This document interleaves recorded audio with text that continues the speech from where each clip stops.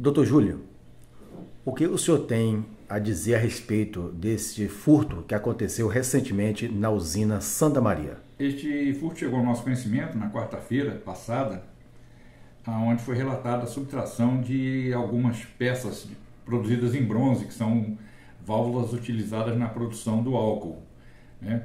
E imediatamente o investigador saiu em busca de informações, juntamente com o apoio dos policiais da 44 CIPM, que também já estavam cientes desse ocorrido, e em parceria começamos a verificar, primeiro, como teria ocorrido esses furtos teriam ocorrido, porque inicialmente haveria uma data muito pequena para o cometimento desse crime.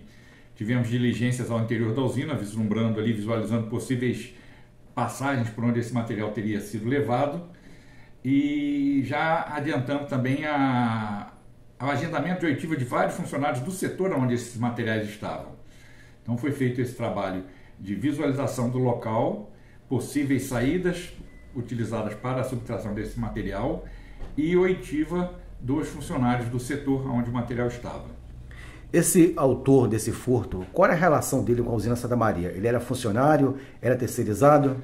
Ele era um prestador de serviço de uma empresa terceirizada, que justamente são contratadas empresas nesse momento de entre-safra para fazer a manutenção preventiva dos equipamentos. Então, vem muitas pessoas, inclusive de outros estados, e ele não tinha vínculo nenhum direto aqui, nem com o nosso município, ele nunca esteve aqui no município antes, não tinha ligação com ninguém aqui, e era a primeira vez que ele vinha para a usina trabalhar nesse serviço de manutenção. Relatou que identificou aquelas peças e foi justamente fazendo o tipo furto formiguinha. Ele adotou uma metodologia de retirada de uma peça de cada vez para não chamar a atenção. Após a identificação do autor, ele foi conduzido e apresentado aqui ao senhor. Ele confessou o crime, a sua participação?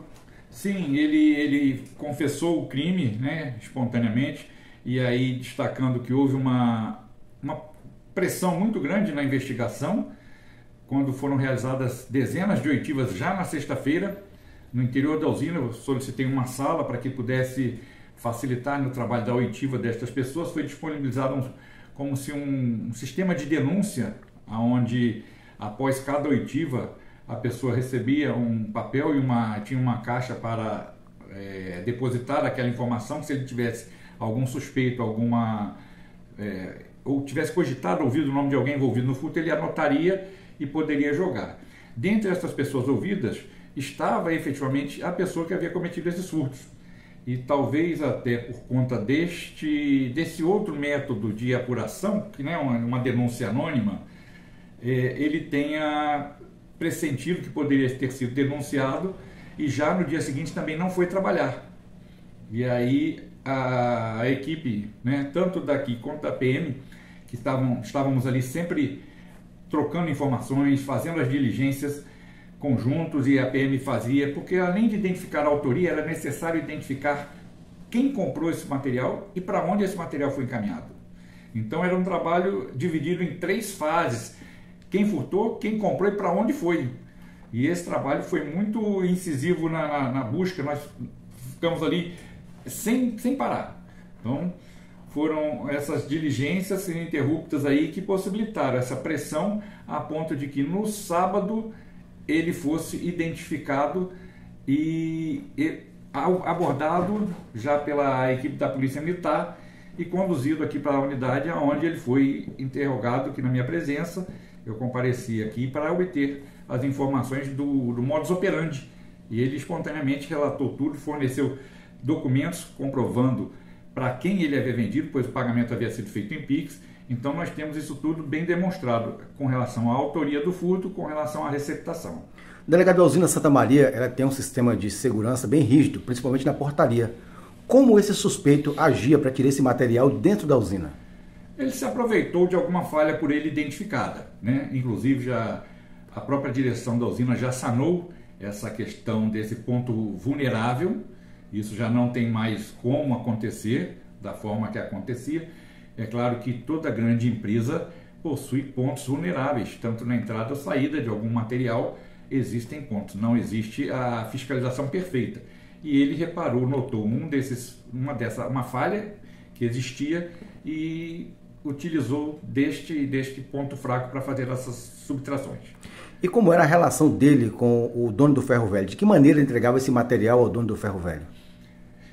Ele relatou que não conhecia, por não conhecer nada na cidade, não tinha contato com ninguém. E saiu um dia com uma dessas peças, pediu a um mototáxi para levá-lo a um ponto de comercialização de sucata, onde ficou conhecendo a empresa. E lá ele ofereceu e passou a levar, conforme havia subtração, esporadicamente, uma ou duas peças. E o prazo inicial de cometimento do furto, que seria de um fim de semana, ele nos relatou, e os próprios comprovantes de pagamento demonstram que foram não de recente, mas já de começo de fevereiro. Então, ele conheceu esse comerciante, passou a fazer a entrega, e quando ele não podia fazer a entrega porque o comércio já estaria fechado, né, por ele chegar tarde do trabalho, ele deixava armazenado, escondido em um determinado ponto na casa dele, próximo à casa dele, e na manhã seguinte era providenciado a retirada desse material pelo comprador. Delegado, e agora quais são as consequências para os envolvidos? O autor do furto foi indiciado pelo crime de furto, na verdade, com a recuperação de todas as válvulas, né? Esse material foi recuperado, já estava no estado de Minas Gerais, foi possível identificar a localização e foi recuperado. Foram 30 válvulas, sendo 29 de bronze e uma de inox, caracterizando assim 30 situações de furto, que geram um indiciamento deste indivíduo no crime de furto, chamado crime continuado, onde um entende pelo modo operante, pela forma que ele é realizado, com segmento do outro. Então, ele vai responder pelo crime de furto em crime continuado por 30 vezes. Foram 30 subtrações, o crime de furto na modalidade continuada. A pessoa que comprou esse material, ele vai responder também? Sim. Por exercer uma atividade comercial, a modalidade ainda é um tipo mais grave, que é a receptação qualificada. Então, vai responder o autor pelos furtos e o que comprou pela receptação qualificada, por ser no exercício de uma atividade comercial. O senhor já ouviu todos os envolvidos? Todos já ouvidos, o inquérito está sendo remetido ainda nesta tarde de quarta-feira para o Poder Judiciário. Delegado, neste caso especificamente, também a Polícia Civil e a Polícia Militar trabalharam unidas para resolver esse caso do furto da usina Santa Maria. Como foi a participação Polícia Militar e Polícia Civil? Eu nem diria como separar esse trabalho. Foram ações unidas, como sempre tem sido nossa equipe de segurança pública aqui no município, Polícia Militar, Polícia Civil, andam lado a lado, de mãos dadas no bem da comunidade. Então, eu não gostaria nem de diferenciar, falar que um fez isso ou outro fez aquilo. Nós trabalhamos em conjunto e o resultado apareceu. Qual a mensagem que a Polícia Civil gostaria de passar para a comunidade sobre esse caso? Importante destacar que esse caso específico envolvia não só uma vítima direta, no caso a usina, mas centenas de trabalhadores que poderiam ter seu labor prejudicado pela falta desse equipamento, que prejudicaria a produção, acarretando talvez ou possivelmente até em desemprego. Então, o recado à comunidade é que a Polícia Civil está trabalhando, a Polícia Militar, nossa irmã, está junto, nós estamos aqui em parceria, somos um elo em defesa do cidadão, buscando garantir a segurança e manter a ordem na comunidade, apurando o delito, apurando a autoria, motivação.